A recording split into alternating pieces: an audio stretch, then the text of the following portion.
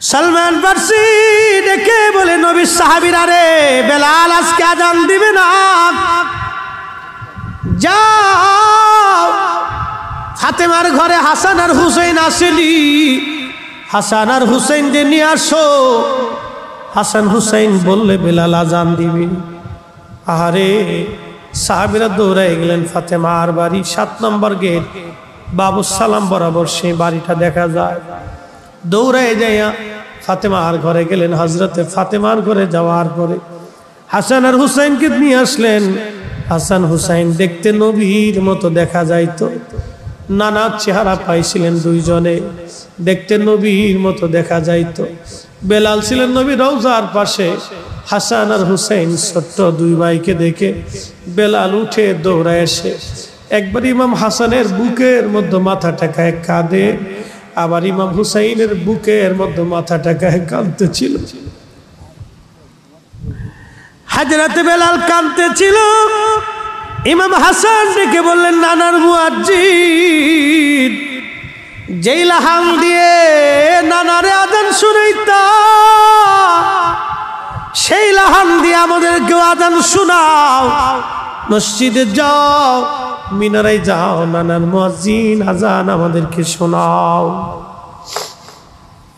হযরতে বেলাল একটা দৌড় মেরে স্থির থাকতে পারেন নাই।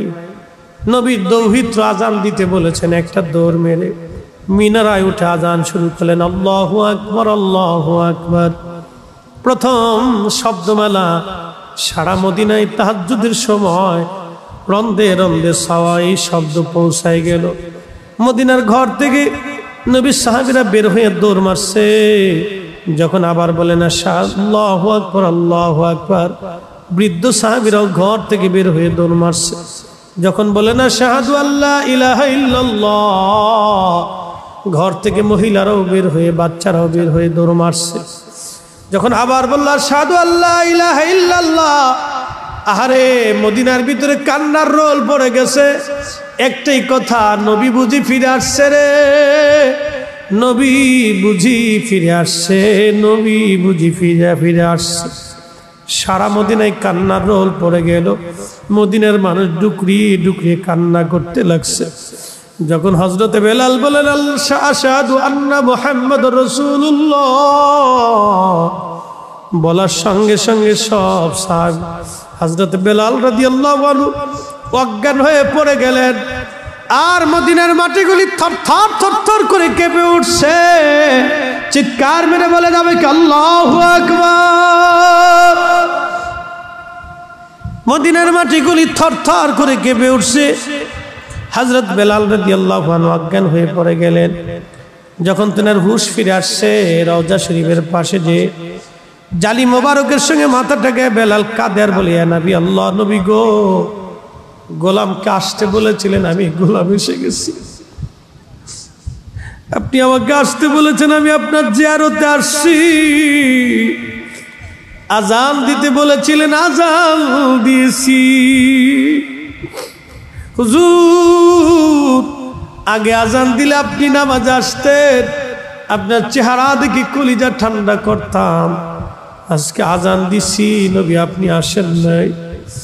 যেই আজানে নবী আসবে না, সেই আজান আমি আর কোনোদিন দেব না গো নবী।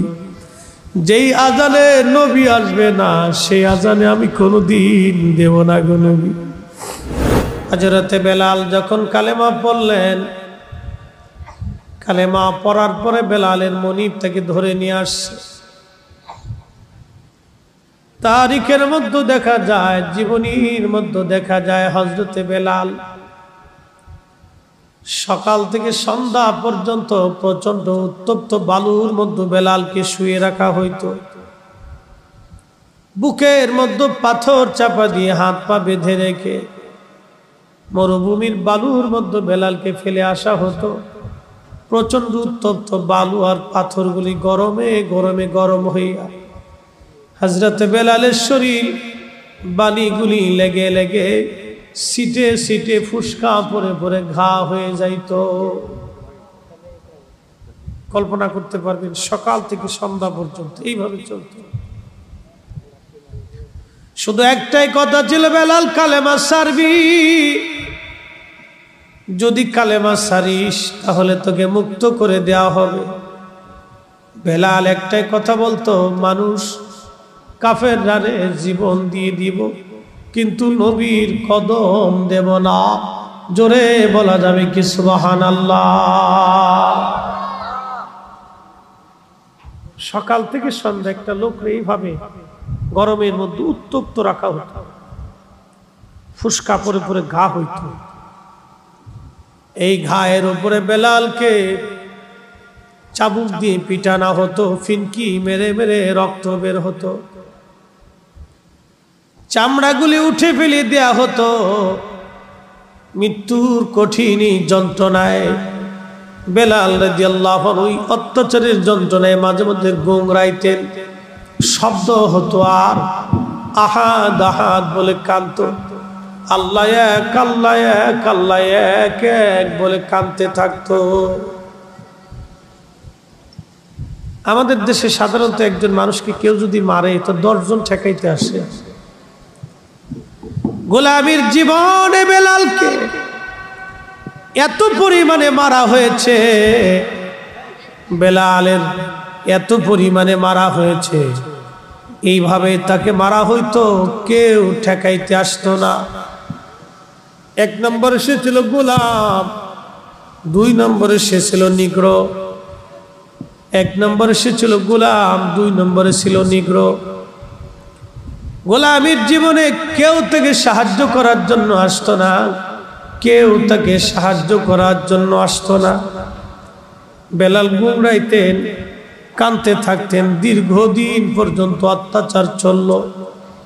মাঝে মধ্যে খাবার দেওয়া হতো, মাঝে মধ্যে না খেয়ে রাখা হতো। এইভাবে হযরত বেলালের জীবন পার হয়, জীবন পার হয়। তারপরও বেলাল জবান থেকে কালেমা ছেড়ে দেন নাই, ঈমান উনি ছেড়ে দেন নাই। জোরে বলা যাবে কি সুবহানাল্লাহ। তেলের গাড়ি তেলে চলে,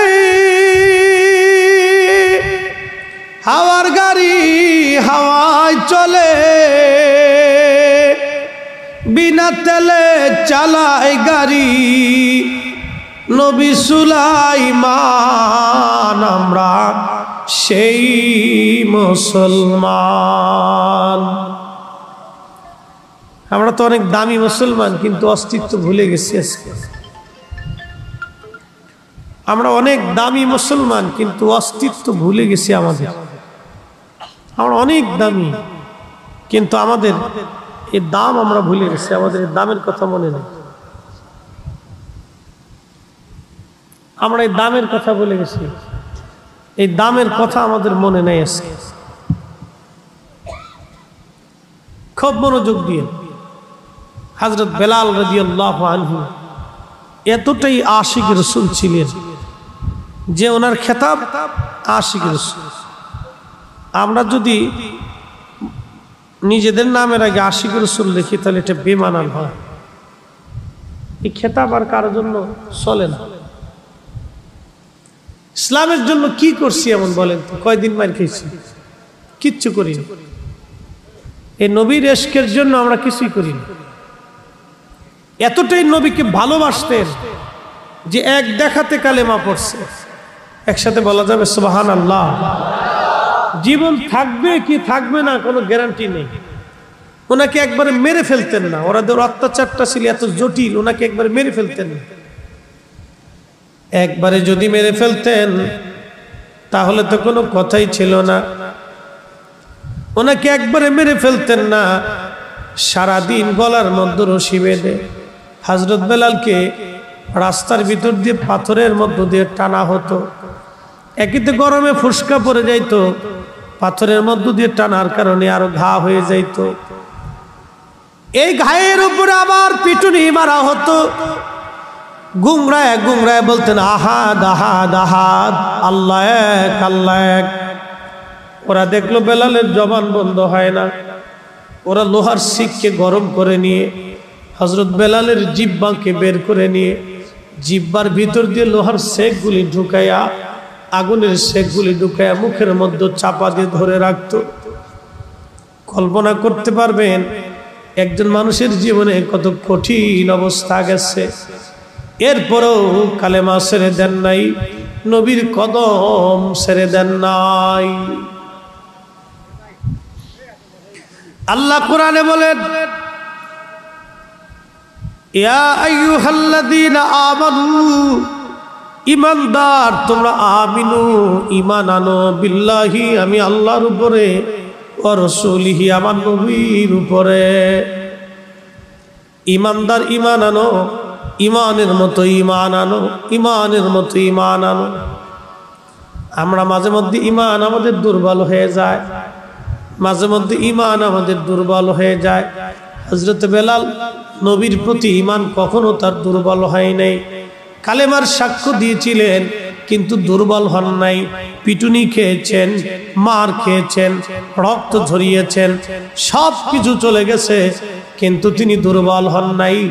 আমিনু ঈমান আনো, আমানু ঈমান আনো, ঈমান আনো, ইয়া আইয়ুহাল্লাযীনা আমানু, হে ঈমানদার ঈমান আনো, আমিনু ঈমান আনো, বিল্লাহি ওয়া রাসূলিহি আমি আল্লাহর উপরে আমার নবীর উপরে তোমরা ঈমান আনো। ঈমান ঈমান ঈমান বড় দামি জিনিস।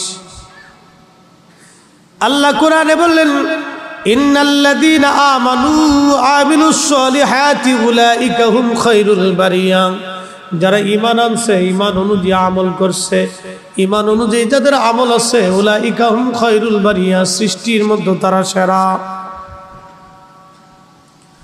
উলাইকা হুম খায়রুল বারিয়া, সৃষ্টির মধ্যে তারা শ্রেষ্ঠ, সৃষ্টির মধ্যে তারা শ্রেষ্ঠ। যারা ঈমান আনছে, ঈমান অনুযায়ী যারা আমল করেছে, উলাইকা হুম খায়রুল বারিয়া, সৃষ্টির মধ্যে তারা সেরা। একবার জোরে বলা যাবে কি সুবহানাল্লাহ? একজন ওলি যারা পৃথিবী থেকে মাজারে ঘুমিয়ে গেছেন তারা সেরা। যারা আল্লাহর ওলি তারা সেরা। কেন? আমানু ও আমিলুস সলিহাত, দুইটা জিনিস তাদের মধ্যে ছিল। যেমন ঈমান তেমন আমল, যেমন ঈমান তেমন ইয়াকিন, যেমন ঈমান তেমন আমল, দুইটা জিনিস তাদের মধ্যে ছিল। এই দুইটা জিনিস থাকার জন্য উলাইকা হুম খায়রুল বারিয়া, সৃষ্টির মধ্যে তারা শ্রেষ্ঠ হয়েছে। যার কারণে আল্লাহ তাদেরকে এখনো কোটি কোটি মানুষ তাদের মৌমাছির মতো তাদের কাছে যায়।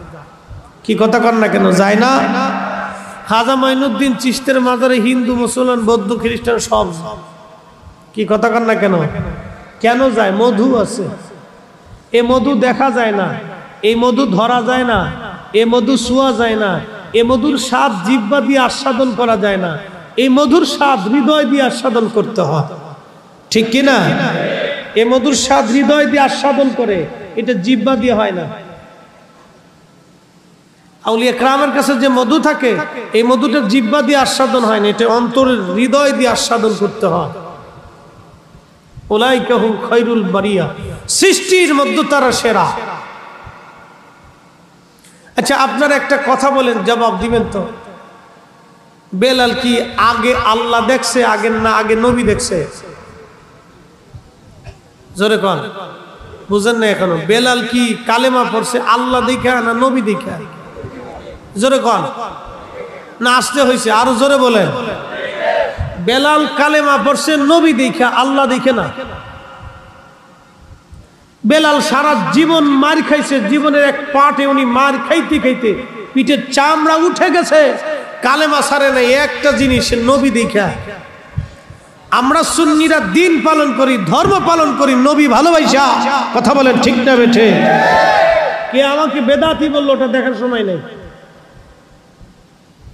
কে আমাকে সাতা বেদাতি বললো ওটা দেখার সময় নেই। বেলালের ভালোবাসার জন্যে, সাহাবা ইকরামের ভালোবাসার জন্য, ত্যাগের জন্য আল্লাহ কোরআনের আয়াত নাজিল করলেন এইভাবে, আমিনু কামা আমানান নাস। খুব মনোযোগ দিয়ে।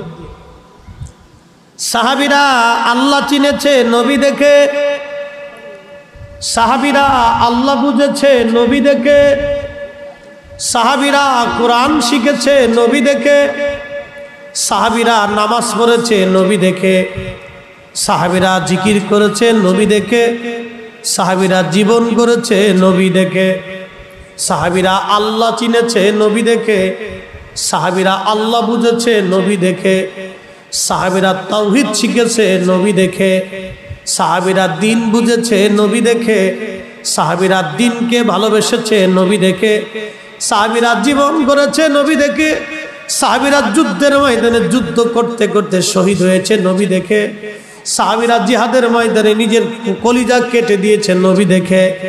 নবী দেখেই সাহাবীরা সবকিছু করেছে।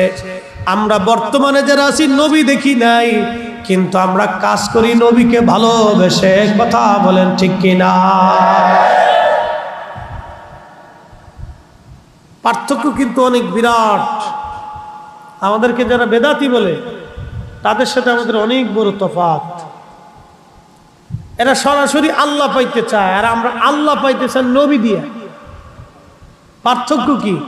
আমরা আল্লাহ পাইতে চাই নবী দিয়া, আল্লাহ ভালোবাসতে চাই নবী দিয়া, আর এরা সরাসরি আল্লাহ ভালোবাসতে চায়।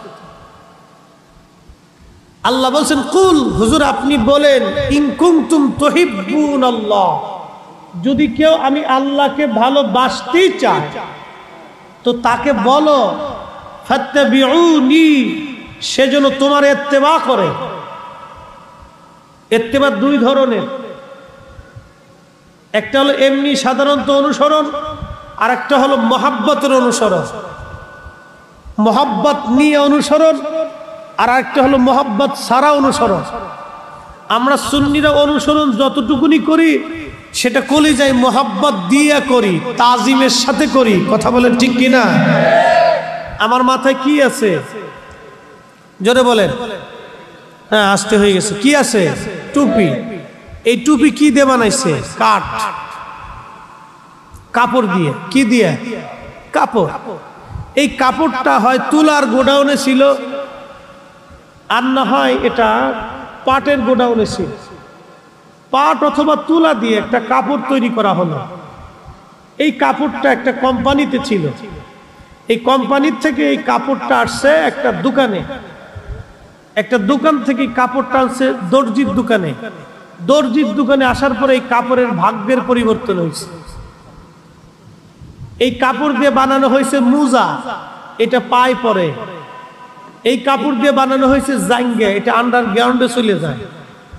মোজাতেও কেউ চুমা দেয় না, আন্ডারগ্রাউন্ডের ওই জাঙ্গেতেও কেউ চুমা দেয় না, এই পায়জামাতেও কেউ চুমা দেয় না, লুঙ্গিতে কেউ চুমা দেয় না। এই টুপিটা, এই কাপড়টার টুপির রঙে লেভেলে তৈরি হইয়া এই কাপড়টাই চলে আসলো মাথায়। বুঝে যাবে, এই কাপড়টা ছিল একটা দোকানে, দর্জির দোকানে আসার পর এটার ভাগ্যের চেঞ্জ হলো। এটা চলে গেলে কোনোটা মোজায়, কোনোটা জাঙ্গে, কোনোটা পায়জামা, কোনোটা লুঙ্গি, কোনোটা প্যান্ট, কোনোটা হাফ প্যান্ট, কোনোটা গেঞ্জি, কোনোটা শার্ট চলে গেল। কিন্তু এগুলির কেউ সুমা দেয় না। কিন্তু যখন এটা নবীর রঙে রঙিন হইয়া আল্লাহ রসুলের একটা সুন্নতের আকার ধারণ করে যখন মাথায় চলে আসলো, তখন এই টুপিটা পরে যাওয়ার পরে আমাদের দেশের মানুষ এটা চুমা খায়। কথা বলেন ঠিক না বেঠে? কেন? নবীর কারণে। কোন কারণ? জোরে কোন? আরো জোরে বলেন। এটার ভাগ্যের পরিবর্তন কোন কারণে? নবীর কারণে। এই জন্য আমরা সুন্নিরা আল্লাহ পাইতে চাই নবী দিয়ে, আমরা আল্লাহ বুঝতে চাই নবী দিয়ে, আল্লাহ চিনতেও চাই নবী দিয়ে, আল্লাহকে ভালোবাসতেও চাই নবী দিয়ে। এই জন্য আমরা নবীর কথা বলি, নবীর কাজ করি, নবীর ভালোবাসা বেশি দেখাই বিদায়। ওরা আমাদেরকে শিরিকি, মাজার পূজারি, পীর পূজারি, বেদাতি, সেদাতি যা মন চায় আমাদেরকে তাই বলতে থাকে। ওরা বলতে থাকুক, আমরা নবীর কদম ছাড়ব না। কথা বলেন ঠিক না বেঠে? বুঝে যাই তো, চল বুঝ। কে কি বললো এগুলো দেখার সময় নেই তোমাদের। সাহাবে کرام নবী চিনত, আল্লাহ চিনত নবী দিয়ে। নবী ছাড়া তারা আল্লাহ চিনে নাই, নবী দিয়েই আল্লাহ চিনত। নবী দেখে নামাজ পড়তে আসতো। প্রিয় মুসলমানেরা খুবই মনোযোগ। একটু শারীরিকভাবে অসুস্থতা আছে, অসুস্থতা মানে ঠান্ডা লেগে গলা বসে গেছে, যার কারণে আমি কিন্তু হাই স্পিড দিতে পারতেছি না। 4G লেভেল আজকে চলবে না, আজকে 2G লেভেল যাবে। যাই হোক, যাই চলুক, কথা কিন্তু আর 4G থাকবে। সাউন্ডিং সিস্টেমটা 2G হোক, সমস্যা নেই, কথা 4G আছে, কথা কম বলবো না। সাহাবীরা আল্লাহ চিনেছে নবী দেখে, এই জন্য আল্লাহ কোরআনে বলছেন মাইয়ুতি'র রাসূল ফাকাদ আতা আল্লাহ। কেউ যদি নবীকে অনুসরণ করলো তাহলে সে জানি আমি আল্লাহকেই অনুসরণ করলো। জোরে বলেন সুবহানাল্লাহ। বেলালের জীবনে আসতেছি, আগে একটু বুঝাই দিয়ে যাই। বেলাল মার খাইলেন, এরপরেও হযরত বেলাল কালেমা ছাড়েন নাই, কারণ হযরত বেলাল নবী দেখে আল্লাহ চিনেছে। এই জন্যে ঈমান এমন পরিমাণে হৃদয়ের মধ্যে আসছে, পিঠের চামড়া চলে গেছে, এরপরেও বলে না কালেমা ছাড়ব না। গোশত উঠিয়ে ফেলে দেওয়া হয়েছে, এরপরেও বলে না কালেমা ছাড়ব না। ক্ষুধার যন্ত্রণা দেওয়া হয়েছে, এরপরেও না কালেমা ছাড়ব না।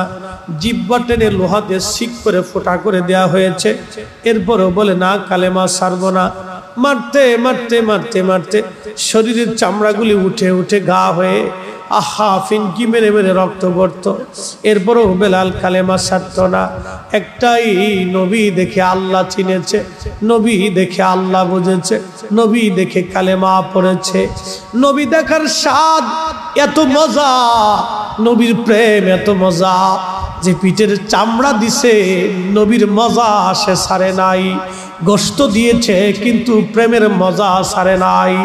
জীবনের রক্ত দিয়েছে, নবীর প্রেমের মজা ছাড়ে নাই। হযরতে বেলাল জীবনের চামড়া দিয়েছে, পিঠের চামড়া চলে গেছে, নবী প্রেমের মজা ছাড়ে নাই। গোশত উঠিয়ে ফেলে দিয়েছে, নবী প্রেমের মজা ছাড়ে নাই। গোশতের রক্ত পড়ে গিয়েছে, নবী প্রেমের মজা ছাড়ে নাই। জিহ্বা ফুটা হয়ে গেছে, নবী প্রেমের মজা ছাড়ে নাই। নিজের ক্ষুধা যন্ত্রণা ভোগ করেছে, নবী প্রেমের মজা ছাড়ে নাই। আমরা সুন্নিরাও আমাদেরকে বেদাতি বলবে, গালি দিবে, আমরাও নবী প্রেমের মজা ছাড়ব না, ঠিক কিনা?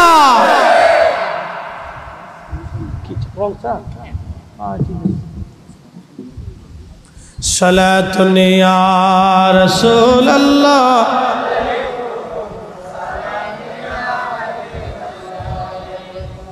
সালাতুন ইয়া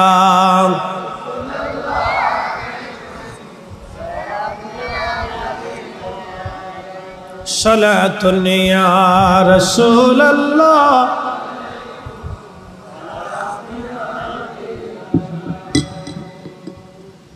খুবই মনোযোগ। হযরত বেলাল রাদিয়াল্লাহু আনহু এই প্রেমের মজা, এই মজাটা আমরা আপনাদেরকে বুঝাইতে পারবো না। যিনি মজা পেয়েছে, এই মজা থেকে সে কোনোদিন দূরে সরে যাবে না। এটা আলাদা একটা মজা, নবী প্রেমের আলাদা একটা মজা। কি কথা বলেন, ঠিক কিনা? নবী প্রেমের আলাদা একটা মজা। অনেকে কয় তোমরা এই মিলাদের মধ্যে কি পাইছো, কি পাইছো, এখানে কি আছে? আমরা বলি ভাই রে, এখানে যে মজা আছে এই মজা তোমার বুঝাইতে পারতাম না, ঠিক কিনা? দুরুদের মধ্যে কি মজা এটা বুঝাইতে পারতাম না, দাঁড়ায় নবীর সালাম দেওয়ার মজা তোমাদেরকে বুঝাইতে পারতাম না। হযরত বেলাল রাদিয়াল্লাহু তাআলা আনহু মক্কি জীবনে হযরত আবু বকর সিদ্দিক দেখে সহ্য করতে পারলেন না। একদিন বলেন, হুজুর বেলালের কষ্টটা বড়ই মর্মান্তিক, এইভাবে তাকে অত্যাচার করা হয়।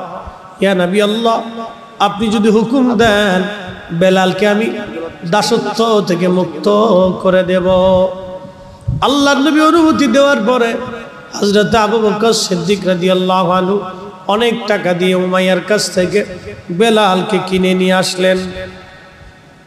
কিনে আনার পরে হযরত আবু বকর রাদিয়াল্লাহু আনহু বেলালকে আজাদ করে দিলেন, মুক্ত করে দিলেন। মুক্ত করে দেওয়ার পরে হযরত বেলাল নবীজির সঙ্গে হিজরত করে মক্কা থেকে মদিনায় চলে আসলেন।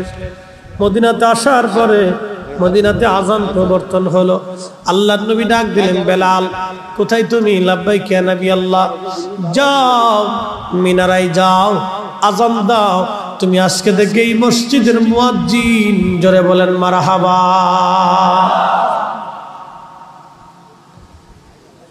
নবী প্রেমের জন্য তাকে নবীর মসজিদের মুয়াজ্জিন বানানো হলো। ইসলামের প্রথম মুয়াজ্জিন, নবীর দরবারের মুয়াজ্জিন, জানাতানা মুয়াজ্জিন না। আহা, বেলালের আজানের মধ্যে ভুল হতো। আশহাদুর জায়গায় বেলাল আসাদু পড়ে ফেলতেন, আশহাদুর জায়গায় বেলাল আসাদু পড়তেন।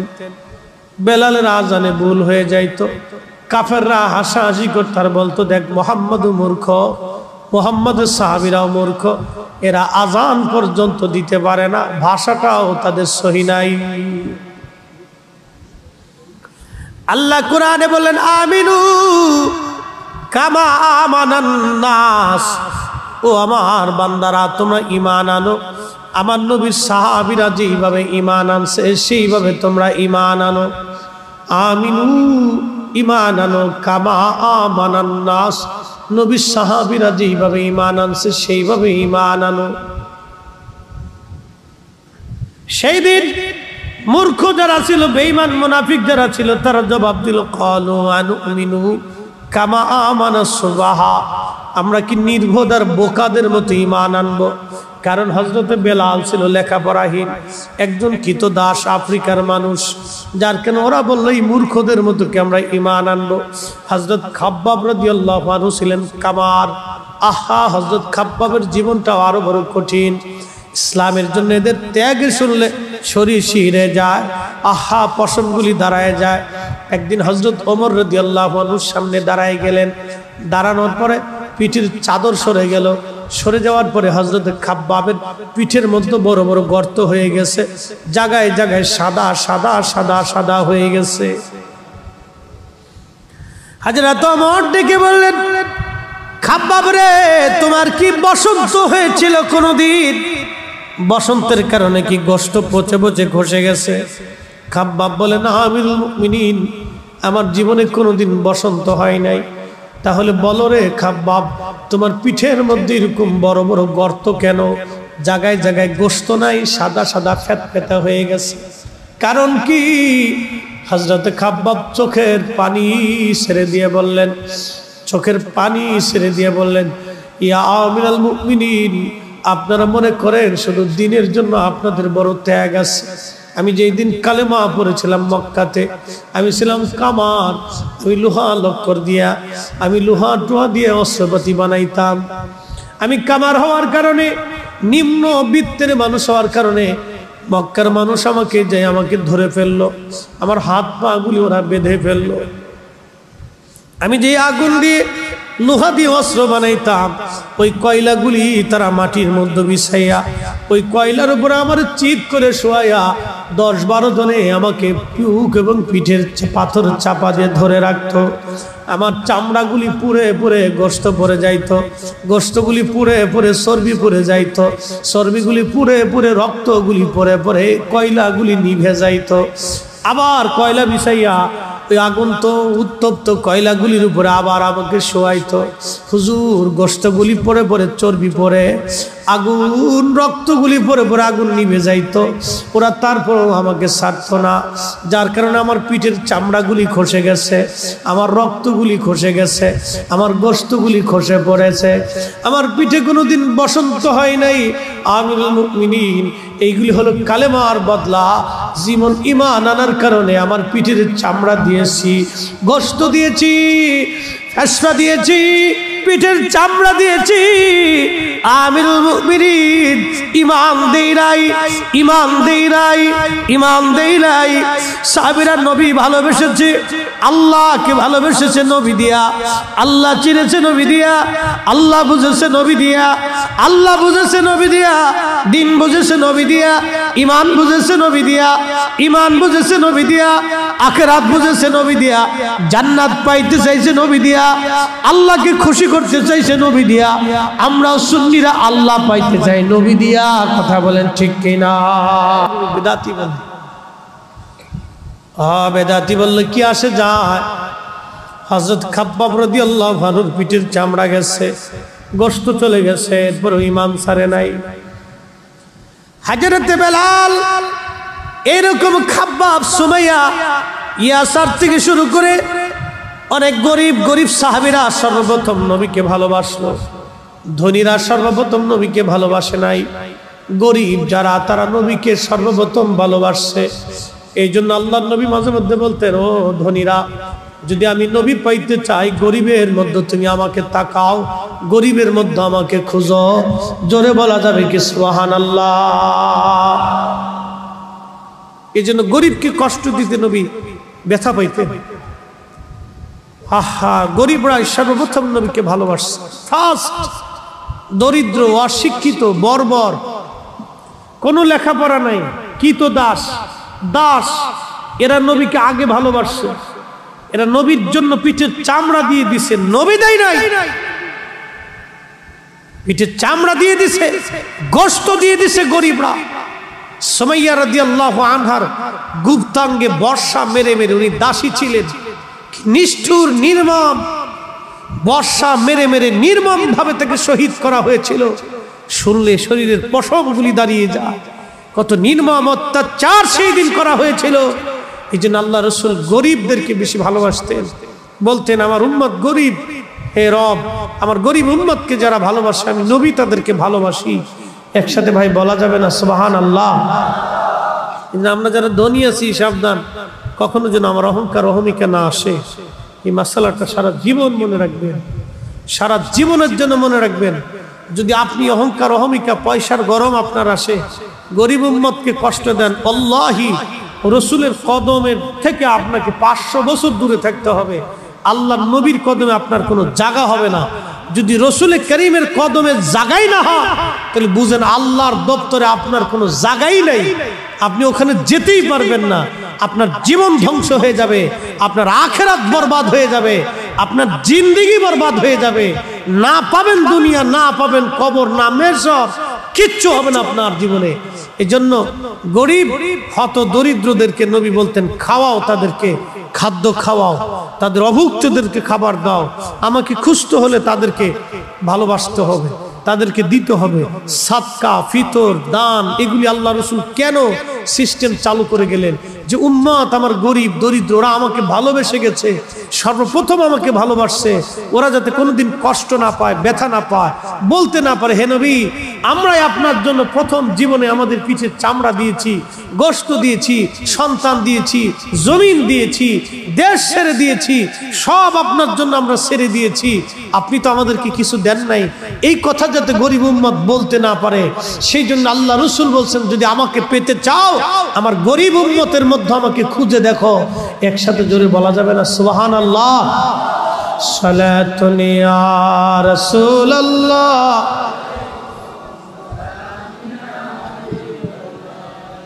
সালাতুন ইয়া রাসূলুল্লাহ,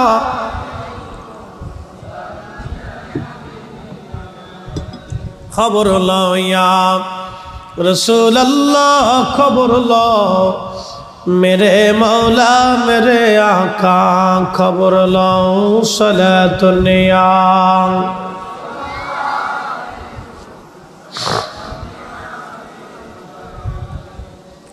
সেই দিন গরিবরা কালেমা পড়ার জন্য, কাফেররা বলো নির্বোধদের মতো কি আমরা ঈমান আনবো? ক্বালু আনুমিনু কামা আমানাস সুফাহা, আমরা কি বোকা এবং নির্বোধদের মতো ঈমান আনবো? আল্লাহ জবাব দিয়ে দিলেন, হুজুর, ওই নির্বোধদেরকে বলে দেন, আলা ইন্নাহুম হুমুস সুফাহা। আপনি নবীর সাহাবীদেরকে যারা নির্বোধ বলে গালি দেয়, নবী গো, আপনি তাদেরকে বলে দেন ওরাই হলো নির্বোধ, ওরাই বোকা। আপনি নবীর সাহাবীদেরকে যারা নির্বোধ বলে গালি দেয়, ও নবীজি, আপনি বলে দেন তারাই নির্বোধ, তারাই বোকা। কোরআনে আল্লাহ সাহাবীদের এত দাম দিলেন, তাদের ইমানের এত দাম আল্লাহ পাক দিলেন। আল্লাহ বলেন আমার সাহাবীদের মতো ঈমান আনো, আমার নবীর সাহাবীদের মতো ঈমান আনো, নবীর সাহাবীদের মতোই ঈমান আনো। ঈমান ঈমান ঈমান। একটু চিন্তা করেন যে ঈমান কত দামি জিনিস, তাও বলছে সাহাবীদের মতো আনো। একসাথে বলা যাবে সুবহানাল্লাহ? আরো জোরে বলেন। তাহলে সাহাবীদের ঈমান আর আমাদের ঈমান কি একরকম? মানে বিশ্বাসে একরকম কিন্তু ওজনে একরকম না, ঠিক কি না? সাহাবীদের ঈমানের ওজন বেশি, কারণ তারা পিঠের চামড়া দিছে, ঈমান দেয় নাই। আর আমরার ঈমান হলো দোদুল্যমান। আমাদের ঈমান হলো দোদুল্যমান। মসজিদে গেলে আমরা জুতা চুরি করি, আমরা হলো সেই মুসলমান। আমরা অপরের হক মেরে খাই, আমরা সেই মুসলমান। আমরা ঘুষ খাই, আমরা সেই মুসলমান। আমরা আর এক মুসলমানের রক্ত চুষে খাই, আমরা সেই মুসলমান। তেলের গাড়ি তেলে চলে, হাওয়ার গাড়ি হাওয়ায় চলে, বিনা তেলে চালায় গাড়ি নবী সুলাইমান। আমরা সেই মুসলমান, আমরা সেই মুসলমান। আব্দুল্লাহ ইবনে মুবারকের বাবা হযরত মুবারক রাহমাতুল্লাহ আলাইহি অনেক বড় আল্লাহওয়ালা ব্যক্তি ছিলেন। হযরত ইমামুল আজমের জমানার ব্যক্তি ছিলেন, সাহাবীদের জমানার ব্যক্তি ছিলেন, তাবিঈ ছিলেন। হযরত আব্দুল্লাহ ইবনে মুবারক রাহমাতুল্লাহ আলাইহির আব্বাজান কৃতদাস ছিলেন, গোলাম ছিলেন, একজন তুর্কি মুসলমানের গোলাম ছিলেন। এই তুর্কি ছিল অনেক বিরাট বড় ধনী ব্যক্তি, তার অনেক বড় বড় ফলের বাগান ছিল। একটা ফলের বাগান ছিল আনারের ফলের বাগান, আনার। হযরত মুবারক একদিন ডাক দিয়ে বলেন, মুবারক তুমি তো যুবক। হযরত মুবারক রাহমাতুল্লাহ আলাইহি গোলামিও করতেন, সারা রাত নামাজ পড়তেন, সারা রাত নামাজে কাটাইতেন, সারাদিন মনিবের বাড়ি কাজ করতেন। যুবক মুবারক, তোমাকে আমি আনারের বাগানের দায়িত্ব দিলাম, তুমি আনারের বাগান খুঁজে খুঁজে দেখবা, আনারের বাগান তুমি পাহারা দিবা, আনারের বাগানের দেখভাল করবা। হযরত মুবারক বহু বছর ধরে আনারের বাগান পাহারা দিতে লাগলেন। একদিন মালিক তাকে ডাক দিয়ে বলেন, মুবারক তুমি আনারের বাগান থেকে কিছু আনার আমার জন্য নিয়ে আসো, তবে টক আনার আনবা, মিষ্টি আনার আমি খাবো না। হযরত মুবারক রাহমাতুল্লাহ আলাইহি আনারের বাগানে গেলেন, আনার নিয়ে আসলেন। মালিক আনার খাওয়ার পরে বললেন, মুবারক আনার তো আনলে তো মিষ্টি আনার, টক আনার না।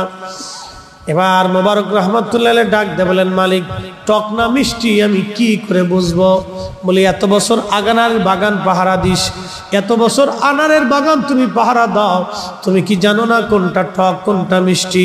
হযরত মুবারক রাহমাতুল্লাহ আলাইহি তাকে বললেন, হুজুর ওগো মালিক, আমি এত বছর আনারের বাগান পাহারা দেই বটে, কিন্তু একটা দিনের জন্য আমি আনার খাই নাই। বলে কেন রে মুবারক, আনার খাস নাই কি জন্য? বলে মালিক আপনি আমাকে আনারের বাগান পাহারা দিতে বলেছেন, কিন্তু আনার তো খাইতে বলেন নাই, এই জন্য আমি এত বছর একটা আনারও কোনোদিন মুখে দিয়ে দেখি নাই। কোনটা টক কোনটা মিষ্টি একবার জোরে বলা যাবে কি সুবহানাল্লাহ? আমরা সেই মুসলমান মসজিদে জুতা চুরি করি, আমরা সেই মুসলমান রাস্তায় পড়ে 5টা পর্যন্ত পকেটে ডুয়াইলে, আমরা সেই মুসলমান 100 টাকার জন্য মিথ্যা কথা বলি, আমরা সেই মুসলমান, আমরা সেই মুসলিম। আর একজনের জমিন ধান আমার খেতে চলে আসলে ওদের কাটতে লিয়ে রাখতে দিই, আমরা হেতা মুসলমান। মুসলমান হতে হবে, মুসলিম। আল্লাহ বলে লা তামুতুন্না ইল্লা ওয়া আনতুম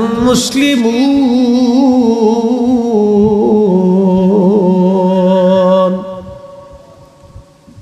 রে বান্দা, মুসলমান হয়ে কবরে আসো, মুসলমান হয়ে আসো, মুসলমান হয়ে তুমি কবরে আসো। তুমি মুসলমান হয়ে কবরে আসো, মুসলমান না হয়ে আইসো না। মুসলমান হয়ে তুমি কবরে আসো, মুসলমান হয়ে তুমি কবরে আসো, মুসলমান না হয়ে আইসো না, মুসলমান হয়েই তুমি কবরে আসো। হ্যাঁ, মুসলমান হয়ে তুমি কবরে আসো। আল্লাহ বলেন মুসলমান তারাই, ইন্নামাল মুমিনুনাল্লাযীনা ইযা যুকিরাল্লাহু ওয়াজিলাত কুলুবুহুম। মুসলমান তাকেই বলা হয় মুমিন, সে যার অন্তরে আল্লাহর স্মরণ আসার সঙ্গে সঙ্গে আল্লাহর ভয়ে অন্তরটা থরথর থরথর থরথর করে কাঁপতে থাকে। বুঝেন নাই মনে হয়? বুঝাই বলি, তাকেই মুসলমান বলা হয়। তিনি মুমিন মুসলমান, যার অন্তরে আল্লাহর স্মরণ আসছে, আসার সাথে সাথে অন্তর আল্লাহর ভয়ে থরথর থরথর থরথর করে কাঁপতে থাকবে। হায় আল্লাহ, উপায় কি? আমি গুনাহ করে ফেলছি, আমার উপায় কি? আমার উপায় কি হবে? আমি গুনাহ করে ফেলছি, আমার ভুল হয়ে গেছে, আল্লাহ ভুল হয়ে গেছে। যে বারবার বারবার আল্লাহর কাছে সারেন্ডার করে, বারবার বারবার আল্লাহর কাছে তওবা করে, বারবার বারবার আল্লাহর কাছে ক্ষমা চায়, গুনাহ করার পরপরই ক্ষমা চায়, আল্লাহর ভয়ে অন্তরটা কাঁপতে থাকে। আল্লাহ বলেন ইন্নামাল মুমিনুন, নিশ্চয় তারাই মুমিন, ইযা যুকিরাল্লাহু ওয়াজিলাত কুলুবুহুম, যাদের অন্তর আল্লাহর ভয়ে থরথর থরথর করে কাঁপতে থাকে, তারাই মুমিন মুমিন মুমিন। একবার জোরে বলা যাবে কি সুবহানাল্লাহ? আমাদের দেশে কয়জন আছে বলেন তো গুনাহ করার পরে অনুতপ্ত হয়? কয়জন আছে বলেন? জাগার উপরে মিথ্যা কথা বলতেছে, ডাহা মিথ্যা কথা, কিন্তু অনুতপ্ত নাই। খারার উপরে আরেকজনের হক নষ্ট করে দিতেছে, কোনো অনুতপ্ততা নাই যে হায় আমি ভুল করছি, আমার ভুল হয়ে গেছে, এই অনুতপ্ত নাই। একবারে দাঁড়ার উপরে, খারার উপরে, একবারে দাঁড়ার উপরে আপনাকে ঠকাই দিচ্ছে, মালে ভেজাল দিতেছে, অনুতপ্ত নেই। মালে কম দিয়ে দিতেছে, অনুতপ্ত নেই যে আমি ভুল করতেছি, আমার ভুল হয়ে গেছে, কোনো হৃদয়ে অনুতপ্ততা নাই। যার অন্তরে অনুতপ্ততা নাই, বুঝবেন এটা আজাজিল। আজাজিলের জীবনে দুইটা ভুল ছিল। 7 লক্ষ বছর ইবাদত করছে, মুআল্লিমুল মালায়েকা হয়েছে, প্রিন্সিপাল অফ মালায়েকা, চ্যান্সেলর অফ মালায়েকা, ফেরেশতাদের চ্যান্সেলর ছিল, ফেরেশতাদের প্রধান ছিল সে, চ্যান্সেলর অফ মালায়েকা, ফেরেশতাদের চ্যান্সেলর। সে ওয়াজ করার পরে কোটি কোটি ফেরেশতারা বসে বসে কাঁদতো। আর সে আজিমের নিচে ইয়াকুত জমররদের মিম্বর আল্লাহ বানাই দিয়েছিল, মিম্বর, এ বসে বসে ওয়াজ করতো। Chancellor of মালায়েকা। আল্লাহ বলেন উসজুদু লি আদম, আদমকে সেজদা দাও, আদমের দিকে সেজদা দাও। সব ফেরেশতা সেজদায় পড়ে গেল, ইল্লা ইবলিস, ইবলিস শুধু দাঁড়ায় রইল। জিজ্ঞেস করলেন কেন সেজদা দিলি না? প্রথম জবাব ছিল আল্লাহ আমাকে বানাইছো আগুন দিয়ে, ওকে বানাইছো মাটি দিয়ে। আগুনের তৈরি ফেরেশতা হয়ে মাটির তৈরি আদমকে আমি সেজদা দিতে পারি না। প্রথম ভুল ছিল অহংকার, দ্বিতীয় ভুল ছিল সারেন্ডার না করার অনুভূতি। যদি সে সারেন্ডার করতো যে আল্লাহ আমার ভুল হয়ে গেছে। 2 নম্বর ভুল ছিল সে ভুল স্বীকার করে নাই। যদি বলতো আল্লাহ আমার ভুল হয়ে গেছে, আপনি আমার মাফ করে দেন, আল্লাহ কিন্তু ওকে সাথে সাথেই মাফ করে দেয়। সে সারেন্ডার করে নাই, ভুল স্বীকার করে নাই, বরং ভুল করার পরেও আবার অপব্যাখ্যা করছে। আমার দেশের নজদি যারা আছে তারা বলে আল্লাহ নবীর জীবনে আলিফ বাতাসা নবী পড়তে পারতেন না, নবী আলিফ বাতাসা জানতেন না। আমাদের দেশে যে বুকে হাত বেঁধে একদল নজদি আছে, বুকে হাত বেঁধে নামাজ পড়ে, ওরা বলে মুহাম্মদ সাল্লাল্লাহু আলাইহি ওয়াসাল্লাম আমাদের মতো মানুষ ছিলেন বিদায় তার মুখ থেকে দুর্গন্ধ আসতেন। মুহাম্মদ সাল্লাল্লাহু আলাইহি ওয়াসাল্লাম আমাদের মতো মানুষ ছিলেন বিদায় সে জীবনে ভুল করে গেছে। তারা নবীর ভুল ধরে, কিন্তু তারা আবার ভুল ধরার পরেও আবার এর পক্ষে যুক্তি এবং দলিল দেয়। তারা যুক্তি এবং দলিল তালাশ করে, কিন্তু ভুল হয়েছে এটা স্বীকার করে না। ওরা আর আজাজিলের মধ্যে কোনো তফাৎ নাই। কথা বলেন ঠিক না বেটে? কোনো তফাৎ আছে? এই কথা বলেন, তফাৎ আছে? আজাজিলও ভুল হয়েছে কিন্তু সারেন্ডার করে নাই।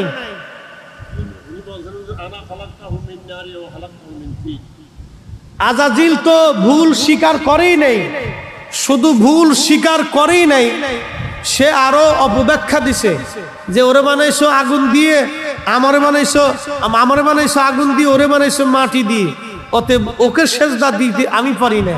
সে আরো দলিল সাবমিট করছে, ভুল তো স্বীকার করেই নেই, ভুল করার পরে আরো দলিল সাবমিট করছে। আমার দেশের যারা নজদি, আল্লাহ মাফ করুক, তারা আল্লাহ রসুলের শানে গুস্তাখি করে, গুস্তাখিমূলক বক্তব্য দেয়। বক্তব্য দেওয়ার পরে তার বক্তব্য সঠিক এই ব্যাপারে সে দলিল সাবমিট করে, দলিল প্রমাণ উপস্থাপন করে। তার ভুল হয়েছে সে স্বীকার করে না, বরং আরো দেমাগ দেখাইয়া, এলেমের বহর দেখাইয়া সে রসুল পাকের শান ইজ্জতকে মানবের হৃদয়ে কমিয়ে বলার জন্য, মানবকে শিক্ষা দেওয়ার জন্য সে দলিল সাবমিট করে। এই শয়তান আর আজাজিল শয়তানের মধ্যে কোনো তফাৎ নাই। আজাজিল হলো জিন শয়তান, আর এটা হলো মানুষ শয়তান। আজাজিল হলো টুপি সারা শয়তান, এটা হলো টুপিওয়ালা শয়তান। আজাজিল হলো দাড়ি সারা শয়তান, আর এটা হলো দাড়িওয়ালা শয়তান। কথা বলেন ঠিক না বেঠে? তফাৎ আছে? কোনো তফাৎ নেই। সে ভুল স্বীকার করে না, বরং আর ওই ভুলের প্রতি সে ব্যাখ্যা দেয়, এটি ঠিক। আল্লাহর নবীর জীবনে ভুল ছিল নাকি? কি কথা কন না কেন? আল্লাহর নবীর জীবনে ভুল ছিল? যদি ভুল হয় তাহলে আল্লাহ কেন বলেন মাইয়ুতির রাসূল ফাকাদ আতা আল্লাহ? এই এক আয়াত দিয়ে বোঝা যায় নবীর ইত্তেবা হলেই আমি আল্লাহর ইত্তেবা হয়ে যায়। আচ্ছা বলেন, আল্লাহর জীবনে ভুল আছে? আসতে কোন কে? আল্লাহর জীবনে কোনো ভুল আছে? আল্লাহর এই সৃষ্টির মধ্যে কি কোনো ভুল আছে? আল্লাহর যেহেতু ভুল নাই, আল্লাহ বলছেন মাইয়ুতির রাসূল ফাকাদ আতা আল্লাহ। আমার রসুলের ইত্তেবা হলেই আমি আল্লাহর ইত্তেবা হয়ে যায়। যার ইত্তেবা হলে আল্লাহর ইত্তেবা হয়। যেহেতু আল্লাহর ভুল নাই, আল্লাহর আইব নাই, আল্লাহ ত্রুটি মুক্ত, আমার নবীও ত্রুটি মুক্ত, নবীর জীবনেও ভুল নাই, নবীর কোনো আইব নাই। নবীর জীবনে আইব যারা ধরে, ভুল যারা ধরে, ত্রুটি যারা ধরে এবং এর পক্ষে আবার দলিল সাবমিট করে, ওরা আজাজিল বিন আজাজিল। আজাজিলও ওদের চাইতে ভালো, আজাজিলের চাইতে ওরা নিকৃষ্ট। কথা বলেন ঠিক না বেঠে? এই দুনিয়ার মানুষ রূপী শয়তান থেকে যদি বাঁচতে পারেন তো ঈমান নিয়ে কবরে যাবেন, বুঝে কবরে যাবেন ভাই। আমরা দলের টানে, দল দিয়া, পীর দিয়া, মাসলাক দিয়ে নবী চিনবো না। আমরা নবী চিনবো নবীর গুণ দিয়া। কি কথা বলেন ঠিক কিনা? কোন দল, কোন মাসলাক, কোন গোষ্ঠী, কোন বংশ, কোন দল, কোন দরবার, কোন পীর, কোন শায়েখ, কোন আজহারি, কোন মাদানী, মক্কা মদিনার ইমাম, বাইতুল আকসার ইমামও যদি আল্লাহ রসুলের শান মানকে খাটো আর ছোট করে দেখে, ওয়াল্লাহি বিল্লাহি তাল্লাহি, আসমানের মালিকের কসম, জমিনের মালিকের কসম, সৃষ্টির মালিকের কসম করে বলি, তাকে এক সেকেন্ডের জন্য বিশ্বাস করা যাবে না, মানা যাবে না। মুসলমান কথা বলে ঠিক নেবে, সে যেই হোক তাকে মানা যাবে না। সে কোন দরবারের পীর এটা চিনি না, সে কোন দরবারের খতিব এটা চিনি না, সে কোন মসজিদের খতিব এটা চিনি না, ও সে কোন মাদ্রাসার চ্যান্সেলর এটা চিনি না, সে কোন মাদ্রাসার প্রিন্সিপাল এটা চিনি না, সে কত বড় বুজুর্গ আর বেজর্গ কত কোটি বছর সেজদা দিছে, আর কাবা শরীফে মাকাম ইব্রাহিমে বৈশাখ যদি জিকির করে, খোদার গিলাপ দিয়েও যদি তার কবরস্থ করা যায়, আল্লাহর কসম নবীর সাথে গুস্তাখি করে কবরে গেলে ওর কবরে পুরসাবু করব না, ওর কবরের দিকে ফিরেও তাকাবো না। কথা বলেন ঠিক না বেঠে? কি জন্য কবরের দিকে ফিরে তাকাইতে যাব? ঈমান বুঝে কবরে যেতে হবে ভাই। আবার বলি, সাহাবীরা কিন্তু আল্লাহ চিনেছে নবী দেখে, সাহাবীরা আল্লাহ বুঝেছে নবী দেখে, সাহাবীরা আল্লাহ চিনেছে নবী দেখে। এই জন্য পিঠের চামড়া দিয়েছে বেলাল, ঈমান দেয় নাই। বেলাল থেকে বুঝে যাবে, পিঠের চামড়া দিয়ে দিছে, ঈমান দেয় নাই। নেভার, জীবন দিয়ে দেবো মাগার ঈমান দেব না। বেলাল কি আল্লাহ দেখছিল? কথা বলেন, আল্লাহ দেখছিল? কোন সাহাবী কি আল্লাহ দেখছে না আগে নবী দেখছে? এরা নবী দেখে আল্লাহ চিনেছে, নবী দেখে আল্লাহকে ভালোবাসছে, নবীর মোহাব্বত আগে নিয়ে তারপরে আল্লাহর মোহাব্বত নিছে। কি কথা কন না কে? আর আল্লাহ কি বলছে? কুলিং কুনতুম, বলে দেন তুহিব্বুন আল্লাহ, আমি আল্লাহকে ভালোবাসতে চাইলে আপনি নবীকে আগে বাসতে হবে। সুবহানাল্লাহ বলবেন? একসাথে বলি তো আল্লাহু আকবার। তাহলে বলেন আমরা সুন্নিরা হকে আছি না বেহকে আছি? বুঝে আছি না বেবুঝে আছি? বুঝেই আছি। এখন কেউ যদি আমারে বেদাতি করতে বলতে পারে, আমি তো তার জবান সিলাই দিয়ে রাখি না, আর তার জবান সিলাই দেওয়ার সুযোগ আমার নেই। মনে রাখবেন, নদীর বাঁধ, নদীর জোয়ার বাঁধ দিয়ে ঠেকানো যায়, কিন্তু মানুষের জবান ঠেকানো যায় না। নদীর জোয়ার বন্ধ করে দিতে পারবেন, কিন্তু মানুষের জবানের কথা বন্ধ করা যায় না। কে কি বললো এগুলি দেখার সময় নেই। সাহাবীদেরকে নির্বোধ বলতো, বুকা বলতো, পাগল বলতো, ছাগল বলতো, গালিগালাজ করতো। সাহাবীরা নবীর কদম ছেড়ে দেয়। শুধু গালিগালাজ, পিঠের চামড়া চলে গেছে, গোশত উঠিয়ে ফেলে দিয়েছে, চোখের সামনে সন্তানকে হত্যা করে ফেলেছে, বাবা মাকে শহীদ করে দিয়েছে। এরপরেও তারা রসুল করিমের নুরানি বদন দেখে নিজের জীবনটাকে এমনই পরিবর্তন করেছে যে জীবন দিয়ে দিছে, নবীর কদম তারা দেয়নি। জীবন দিয়ে দিছে, নবীর কদম তারা ছেড়ে দেয়নি, ইমান তারা ছেড়ে দেয়নি। এটা হলো সাহাবায়ে কেরামের ইখলাস। আমাদেরকে ওইভাবেই নবীর মোহাব্বত বুকে ধারণ করতে হবে। কোনো ব্যক্তি দেখার দরকার নেই, কোন শায়েখ কি বললো ছাতা দেখার সময় আমাদের নেই। প্রিয় মুসলমান,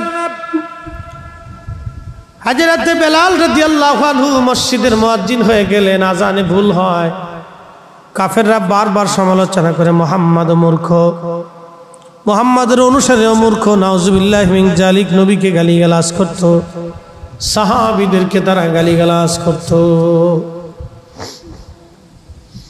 আল্লাহর হাবিবের জীবন ধারায় প্রিয় নবীজির ইন্তেকালের সময় ঘনিয়ে গেলেন। অনেক বড় লম্বা ওয়াজ, জীবনের বিরাট একটা অংশে হযরতে বেলাল আজান দিয়েছে। আহা, বিরাট বড় নবীর মসজিদের মুয়াজ্জিন ছিলেন বেলাল। সারা জীবন আজান দিলেন, বিনিময়ে একটা পয়সাও তিনি গ্রহণ করেন নাই। মসজিদে নববীর পাশে বনু নাজ্জার গোত্রের একজন মহিলা ছিল। এই মহিলার ঘরের ছাদটা উঁচু ছিল। এই উঁচু ছাদের উপরে দাঁড়ায় বেলাল আজান দিতেন।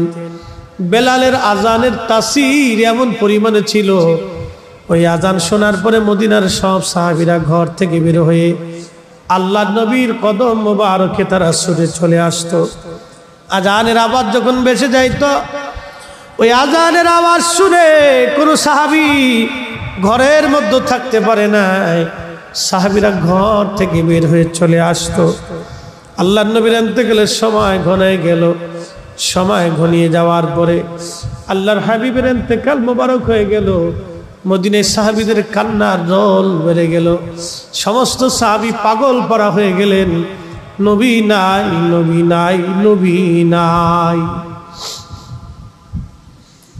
নবী নাই, নবী নাই। বুঝেনি তো, যেই নবীর বিরহ বেদনা সহ্য করতে না পেরে একটা মরা কাঠ জিন্দা হয়ে গেছিল। নবীজি খুতবা দিতেন প্রত্যেক মিম্বর শরীফে। প্রত্যেক জুমাতে মিম্বর ছিল না, মরা একটা কাঠ ছিল, খেজুর গাছের শুকনা কাঠ। কাঠের নাম উস্তুনে হান্নানা। এই মরা কাঠের উপরে দাঁড়াইয়া মরা কাঠের সাথে হেলান দিয়ে নবী খুতবা দিতেন। প্রত্যেক জুমাতে খুতবা দেন। সাহাবীরা বলেন, হুজুর আপনি যদি চান নতুন একটা মিম্বর শরীফ বানায় নিয়ে আসবো, আপনি ওই মিম্বরে বসে বসে খুতবা দিবেন, বসে বসে আমাদেরকে নসিহত শোনাবেন। হুজুর আপনার দাঁড়ায়া দাঁড়ায় কষ্ট হয়। আল্লাহ নবী রাজি হয়ে গেলেন। সাহাবীরা একটা মিম্বর তৈরি করে নিয়ে আসলেন। পরের জুমাতে ওই মিম্বর শরীফে দাঁড়ায়া নবী খুতবা শুরু করে দিলেন। এমন সময় মসজিদের ভিতর থেকে কান্নার আওয়াজ আসে, ডুকরিয়ে ডুকরিয়ে শিশু বাচ্চার মতো কে জানি কান্না করতে থাকে। সাহাবীরা কে জানি কান্না করে। মসজিদে নববীর ভিতরে একজন আর একজনের চেহারার দিকে তাকায়। কে কান্না করে রে? একজন আর একজনের চেহারার দিকে তাকায়, দেখে আহা, কেউ তো কান্না করে না, তাহলে কে কান্না করে? তাকায় দেখলো মিম্বরের দিক থেকে কান্নার আওয়াজ আসে। নবীজি খুতবা বন্ধ করে দিলেন। খুতবা বন্ধ করার পরে আল্লাহর হাবিব তাকে দেখলেন, মরা কাঠ, খেজুর গাছের শুকনো কাঠের জীবন এসে গেছে। খেজুর গাছের শুকনো কাঠে জীবন এসে গেল। ওই জীবন এসে নবীজির পিছনে দাঁড়িয়ে দাঁড়িয়ে ডুকরিয়ে ডুকরিয়ে ফুফায় ফুফায় কাঁদতেছে। নবীজি বুকের মধ্যে জড়িয়ে ধরে বলেন, উস্তাদে হান্নানা, কি জন্য তুমি কান্না করো? খেজুর গাছের শুধু কান্নায় আসে নাই, জবান আল্লাহ খুলে দিলেন। খেজুর গাছের মরা কাঠ জিন্দা হয়ে কথা বলা শুরু করলো। বলে, হুজুর, আমি কান্না করি, আপনি নবীর বিরহ বেদনা সহ্য করতে না পেরে আমি কান্না করতেছি। চিৎকার মেরে বলা যাবে কি, ইয়া রাসূলুল্লাহ, তুমি মোদের আশার আলো, তাই তো তোমায় বাসি ভালো, তুমি মোদের আশার আলো, তাই তো তোমায় বাসি ভালো। হৃদয় নামের ফুলদানিতে গেথে রেখেছি প্রেমের মালা। ইয়া রাসূলুল্লাহ, ইয়া হাবিবাল্লাহ, ইয়া রাসূলুল্লাহ, ইয়া হাবিবাল্লাহ, ইয়া রাসূলুল্লাহ।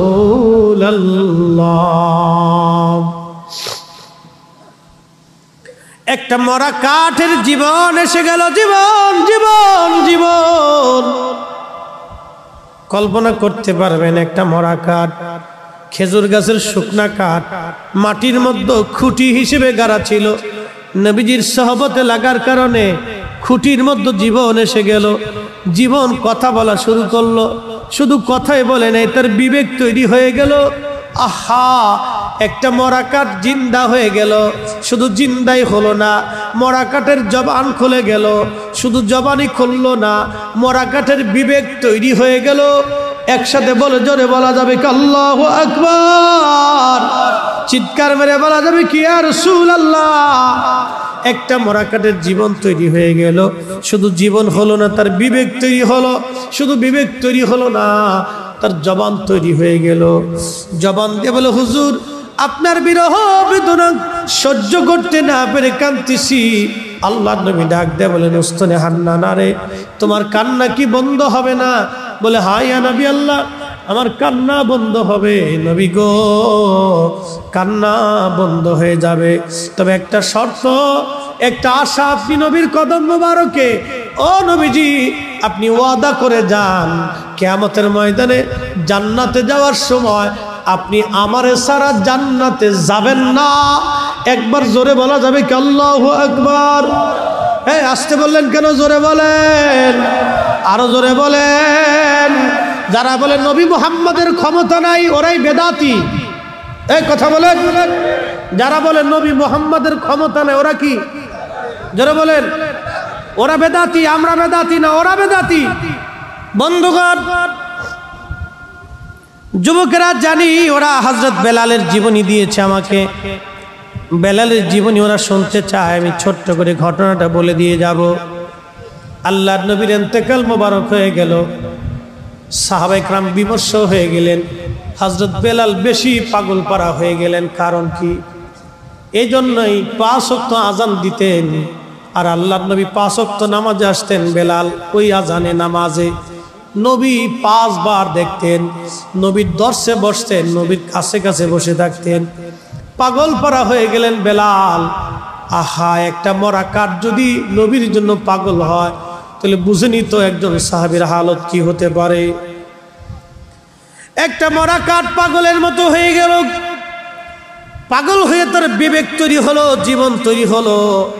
এই মরা কাঠ বলে, হুজুর, আপনি আমাকে জান্নাতে নিয়ে যাবেন, ওয়াদা করে দেন।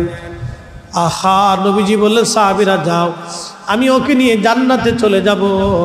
আমার মিম্বার শরীফের নিচে তাকে দাফন করে রাখো। কিয়ামতের মাঠে আমি আমার উস্তাদে হান্নানাকে নিয়ে জান্নাতে যাব। যেই মিম্বারে দাঁড়ায় নবী খুতবা দিতেন, ওই মিম্বারের নিচে এখনো সেই কাঠ পুঁতে রাখা আছে। একবার জোরে বলা যাবে কি সুবহানাল্লাহ?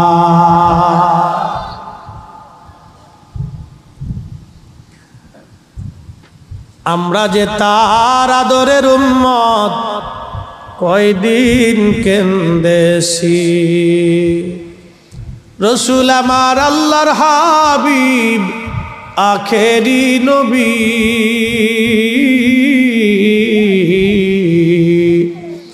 আমরা যে তার আদরের উম্মত, উম্মতের করলাম কি? আমরা যে তার আদরের উম্মত, কয়দিন কেন্দেছি। ছোট্ট একটু গাঠুরি বেঁধে বেলাল নবীর মসজিদের সামনে দাঁড়ানো। আবু বকর ডাক দে বলে, বেলাল রে, কি জন্য তুমি দাঁড়াইছো? গাঠুরি কেন রে বেলাল? বলে, হুজুর বিদায় দেন, আর মদিনায় আমি থাকবো না, সিরিয়াতে আমি চলে যাব। কি জন্য রে বেলাল? হুজুর আমি মদিনায় থাকতে পারবো না। বেলাল বলো, কিসের অভাব? কে তোমাকে মারছে? কেউ কি তোমাকে গালমন্দ করেছে?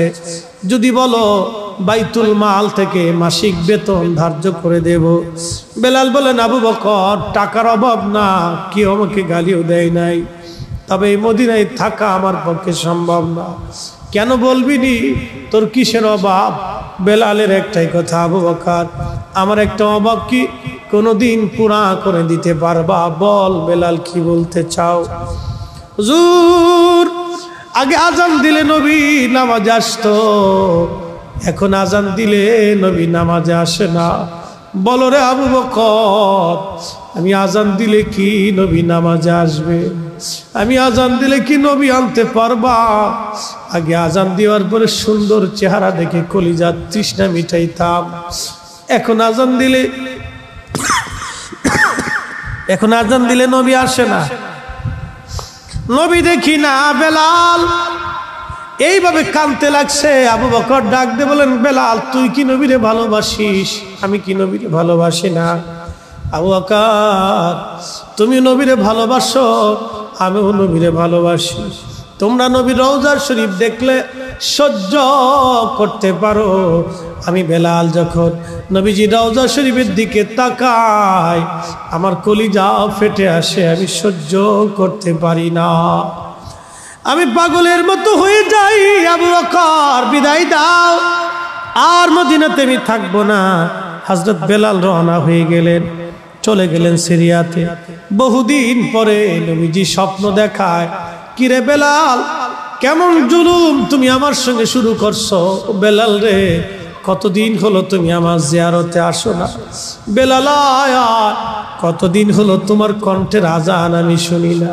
বেলাল রে আয় আয়, আমি নবীর আজান শোনাইয়া যা।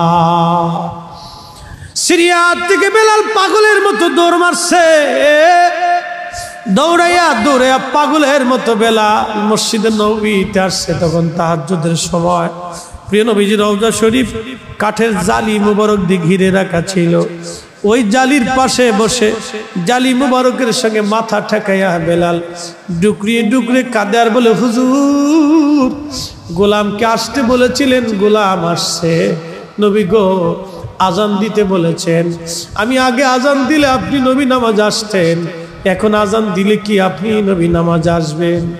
হুজুর যেই আজান দিলে নবী নামাজ আসবে না, সেই আজান আমি বেলাল দিব না। নবী বলেন আপনি আসবেন, আমি বেলাল আজান দিব। ডুকরিয়ে ডুকরিয়ে কাঁদতেছিলেন। নতুন মুয়াজ্জিন আসে তাহাজ্জুদের আজান দেওয়ার জন্যে।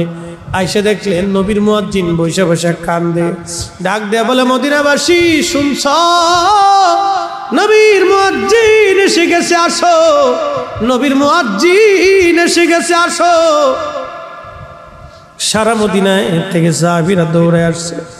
বেলাল বুঝি ফিরে আসছে। সাহাবীরা দৌড়ে এসে দেখেন হযরত বেলাল বসে বসে কাঁদতেছে। সাহাবীরা এসে বললেন, বেলাল আজান দাও, কতদিন হলো তোমার কণ্ঠের আজান শুনি না। পুরা মসজিদ সাহাবীদের ভরে গেল। হযরত বেলাল একটাই কথা, সাহাবীরা রে আমি আজান দিলে আগে নবী নামাজে আসতো, বলো এখন আজান দিলে কি নবী নামাজে আসবে? বলো আমি আজান দিলে কি নবী আনতে পারবা? বলো। পাগলের মতো হয়ে গেছে সাহাবেকরা। এই কথা শোনার পরে সব সাহাবী ডুকরিয়ে ডুকরিয়ে ফুফিয়ে ফুফিয়ে কেঁদে ফেলতেছে। মসজিদে নববীর মধ্যে কান্নার রোল পড়ে গেল। সালমান ফারসি ডেকে বলে, নবীর সাহাবীরা রে, বেলাল আজকে আজান দিবে না, যাও ফাতেমার ঘরে হাসান আর হুসাইন আসেনি, হাসান আর হুসাইন যে নিয়ে আসো। হাসান হুসাইন বললে বেলাল আজান দিবে। আরে সাহাবীরা দৌড়াই গেলেন ফাতেমার বাড়ি, 7 নম্বর গেট, বাবু সালাম বরাবর সেই বাড়িটা দেখা যায়। দৌড়ায় যাইয়া ফাতেমার ঘরে গেলেন। হযরতে ফাতেমার ঘরে যাওয়ার পরে হাসান আর হুসাইনকে নিয়ে আসলেন। হাসান হুসাইন দেখতে নবীর মতো দেখা যাইতো, নানা চেহারা পাইছিলেন দুইজনে, দেখতে নবীর মতো দেখা যাইতো।